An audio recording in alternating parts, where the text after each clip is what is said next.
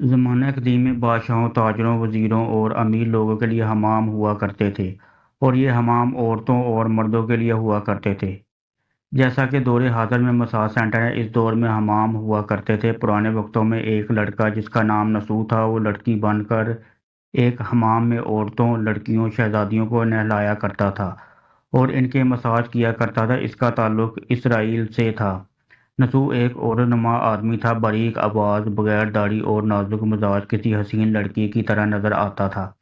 نسو نے اپنی ظاہری شکل و صورت کا فائدہ اٹھاتے ہوئے ایک عورت کا روپ دھارا اور ایک حمام میں کام کرنے لگا۔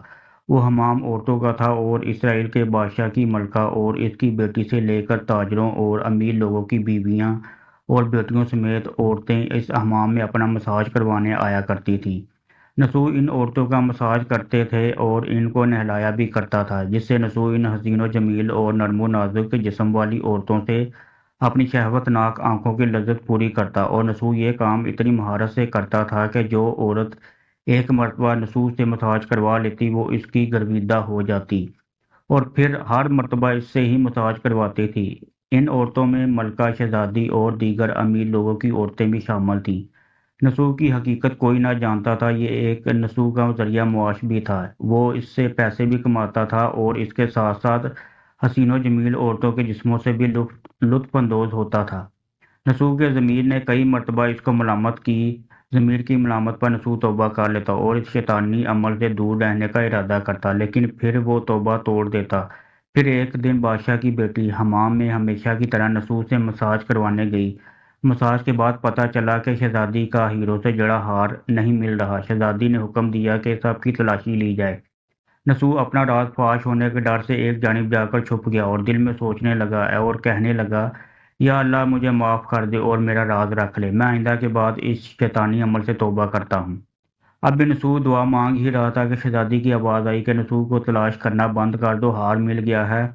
اس کے بعد نسو نم آنکھوں کے ساتھ شہزادی کے پاس آیا اور اجازت طلب کر کے گھر چلا گیا۔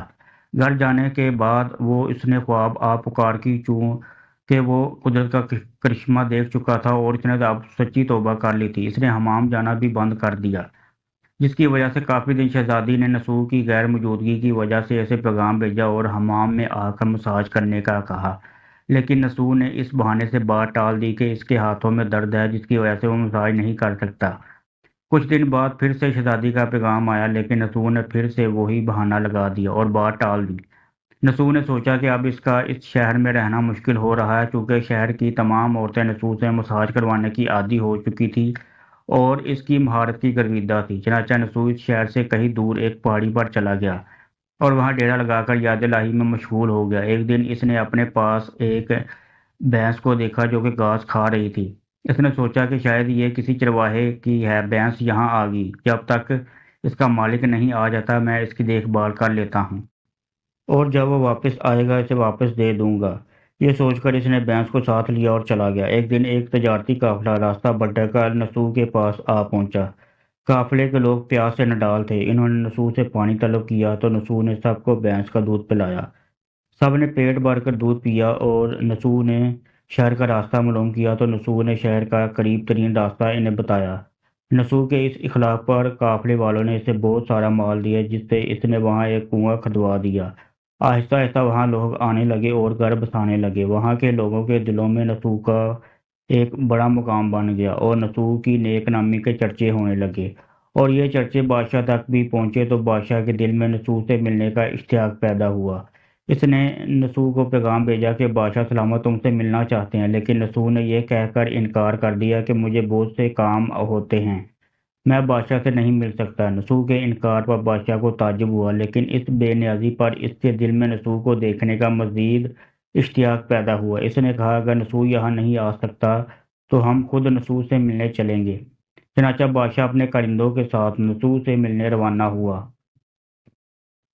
قدرت کا کرنا ایسا ہوا، جب بادشاہ نے نسو کے علاقے میں قدم رکھا تو قدرت کی طرف سے ملک الموت کو حکم ہوا کہ بادشاہ کی روح قبض کر لی جائے، اور بادشاہ وہاں انتقال کر گیا۔ چونکہ بادشاہ عقیدت مندانہ نسو سے ملنے آ رہا تھا اور رایا بھی نسو کی نیک نامی کی گرویدہ تھی، تو نسو کو بادشاہ کی جگہ تخت نشین کر دیا گیا۔ نسو نے بادشاہ بننے کے بعد اپنے علاقے میں عدل و انصاف کے قوانین بنائے اور ان پر عمل کرنے کے احکامات جاری کیے۔ پھر وہی شہزادی جس کا نسو حمام میں مساج کیا کرتا تھا، اسے نہلایا کرتا تھا، اس سے اس کی شادی کر دی گئی اور وہی ملکہ کے عہدے پر فائز ہوگی۔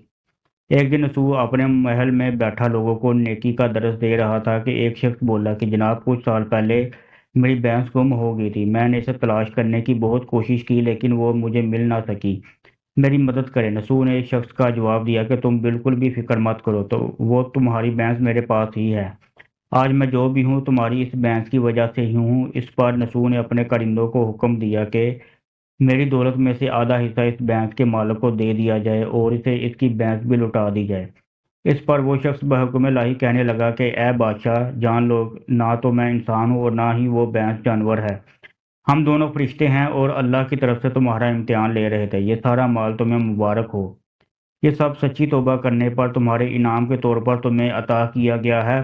اس کے بعد وہ دونوں فرشتے غائب ہو گئے۔ نسو نے مال کمانے کے لیے اللہ کا ناپسندیدہ کام منتخب کیا تھا، لیکن جب وہ کام اللہ کے خوف کی وجہ چھوڑا تو اللہ نے اسے بادشاہت عطا کر دی۔ حرام طریقے سے لذت لینا چھوڑی تو اللہ نے اس کے نکاح میں شہزادی دے دی۔ اللہ پاک نے سچے دل سے توبہ کرنے کی توفیق عطا فرمائے اور مرتے دم تک اس توبہ پر قائم رہنے کی توفیق عطا فرمائے۔ آمین۔